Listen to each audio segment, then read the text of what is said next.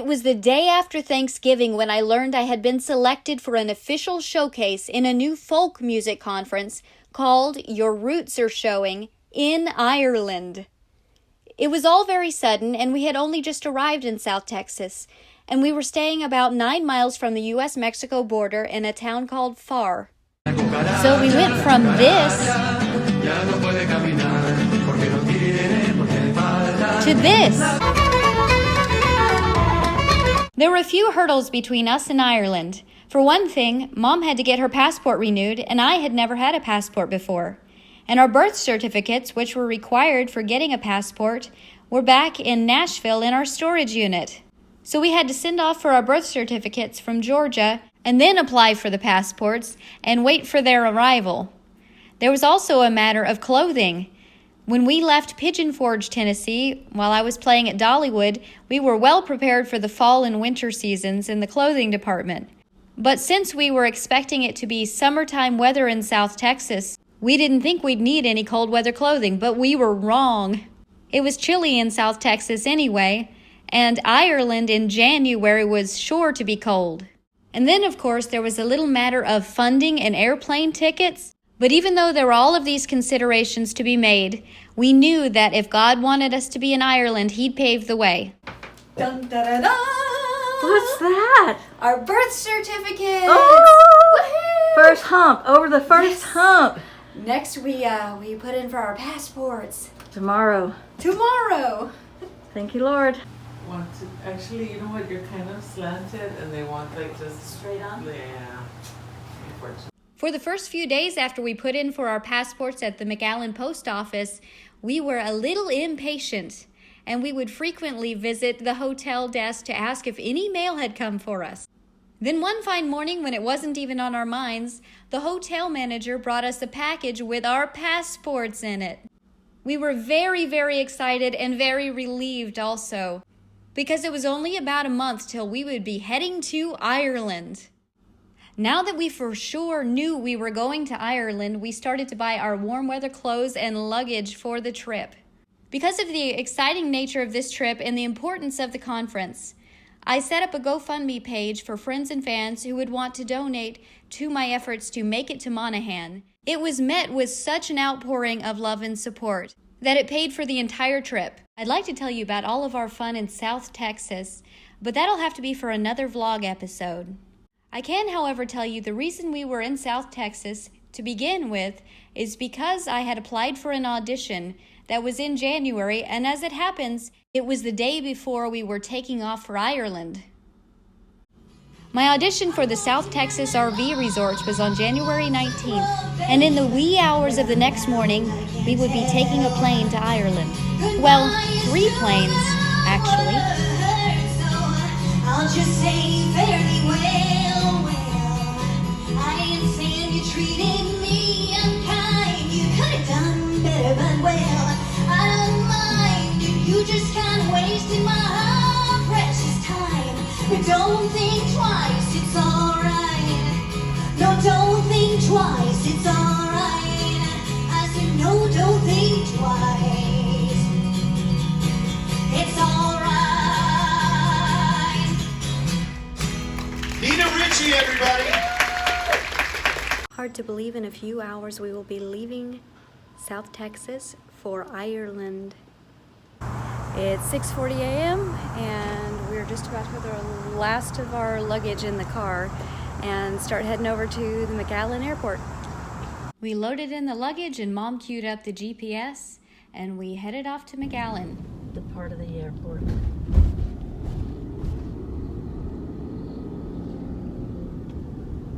Day was just breaking when we arrived in the parking lot of the McAllen airport. We parked our car, pulled out all of our luggage, and then started rolling it up to the airport.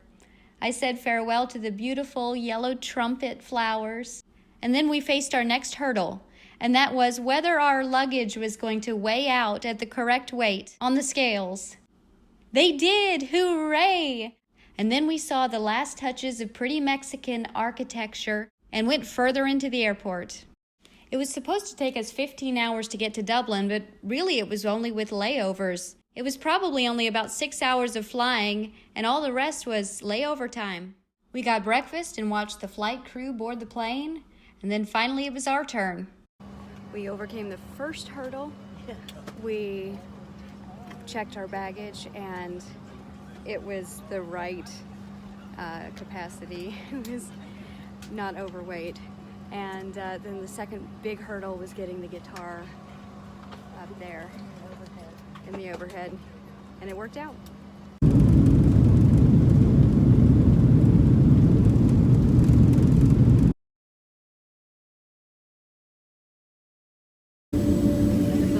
Coming up out of a I can't say enough about the varied topography in America. The video footage from the plane windows is just unreal looking. I feel like I know a state better if I've flown over it, even more so than if I've driven through it. Our flight from Houston to Newark was rainy at first, and then it cleared up, but it wasn't without its turbulence.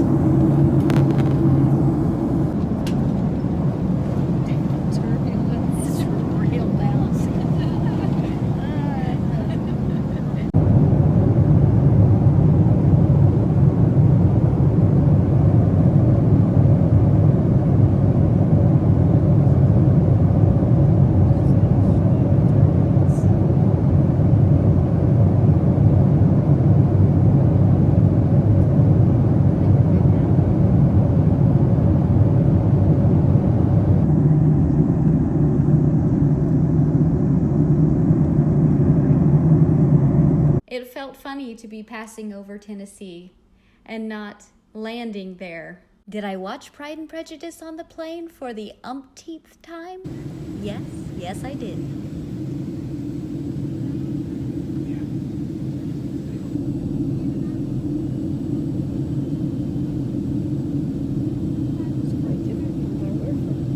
It started to really get exciting when we were pulling into Newark, New Jersey. Wow, we could see New York from our plane window.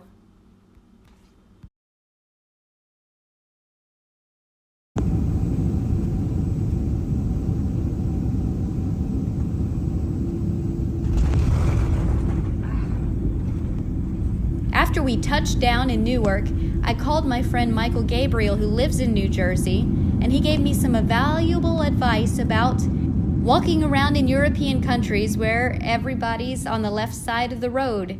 He said, be careful when you step off a curb because the traffic will be coming from the left-hand side. Here we go. We are going to board the plane to Dublin. There were many people on our flight, and it was nighttime now. We all filed into the plane, and I put my guitar in the closet. We took our seats in the middle of the plane and had a nice conversation with a professor from New Jersey. Then the conversation started to die out, and it became quiet. We all went to sleep. And at about 5 o'clock in the morning, we woke to find ourselves in Ireland. We were the last passengers off the plane. I picked up my guitar, and we walked into a very empty airport. All of our cabin mates had deserted us. We really didn't know where we were going. Mom quickly found her passport and handed it over. But as for me, I was having some difficulty. I began rummaging through my bags, and oh no, my passport was missing. Way to go, first-time rodeo. The pressure was mounting, my mom and the clerk were waiting, and suddenly, a red-haired young man pops in through the side door and says, "Are you Nina Ricci? Did you lose your passport? I'll be right back." So we decided to sit down, and I sat several seats away from Mom, pouting a little bit because she had put me in timeout, and I had already goofed up. He said that the passport had slid under the seat, and that made sense because I did a lot of shuffling trying to find a comfortable position on the plane. Oh well, all's well that ends well. We're learning things already. Carts are called trolleys, and they are weighted so you can push them, and they go slow. Push down, they go faster. We picked up our luggage, and then we headed straight into another learning curve. We were hungry and in need of snacks, but that meant we were going to need to exchange our US dollars for euros. We spoke to some very giggly and very helpful ladies who set us on the right road, both to getting our dollars exchanged and to getting out of the terminal and finding the bus stop. When we stepped out of the terminal, we stepped into a beautiful sunrise.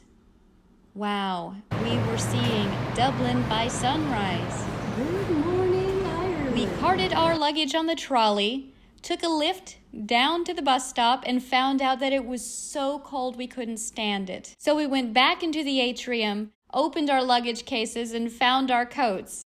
We were toasty, warm, and grateful, and we were not taking a bus. Mom is over at Hertz learning the ropes. We're gonna rent a car, and she's gonna drive on the wrong side of the road. The lady who rented the car to us took this picture of us in front of the "Welcome to your terminal" sign that is in both Irish and English. All right, we have a car. Mom just said that she went around to the right side, the correct American side. Our car was a Volkswagen Golf. We were met with several learning curves immediately. One was getting in on the correct side of the car. 2 was figuring out how to turn on the heat. I was occupied with that while Mom was trying to figure out how to operate the car. And we also had another catch. We couldn't connect to the internet on our phones anymore. So we needed a GPS or a map to get to Monaghan. Mom talked to the guy renting us the car, and he gave us a GPS, but it was one that looked like it was from the early 2000s. It plugged into the ashtray, and the graphics looked like a video game from back then. Mom's first roundabout. Eventually, Mom felt like she had enough control to be able to operate the car, and we started out of the garage. We had several needs immediately. We had some snacks from inside the airport, but it wasn't enough. We hadn't eaten for several hours, and so we needed to find a gas station to get some coffee, which we needed really to pour in our eyes more than anything because we were sleepy. I feel like I'm not. And we also needed a loo, or at least I did. So with that urgency, we headed out into the traffic. Almost immediately, we came to a roundabout. We went roundabout it again, and then we went straight back into the airport area.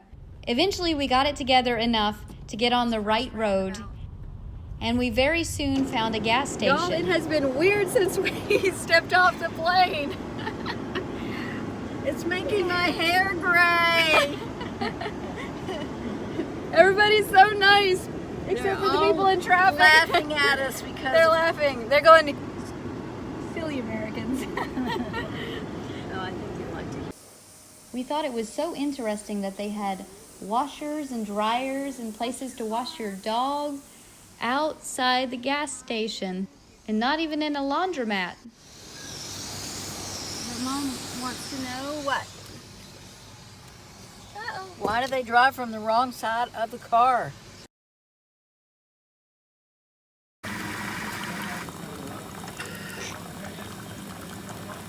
I don't understand. Go show it to him. I wish I had kept filming. I was so sleepy I couldn't figure out that the cappuccino maker was turning water into coffee. We parked across from the gas station and ate our breakfast while watching the funny Irish birds pecking the ground. Do you know what kind of birds these are? Then we started our drive to Monaghan. It wasn't very far up the road that we realized that our GPS was going to be of no use. It had died and it would not charge back up. So at the toll booth on our way out of Dublin, we asked for instructions, and they were simple enough. Take M1 to N33 at Ardee, and then that road will take you into Monaghan. Please enjoy these still pictures and videos of our drive to Monaghan.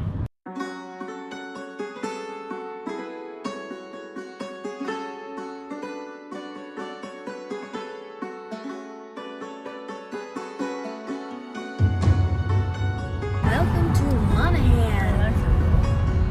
Oh, that's got gates.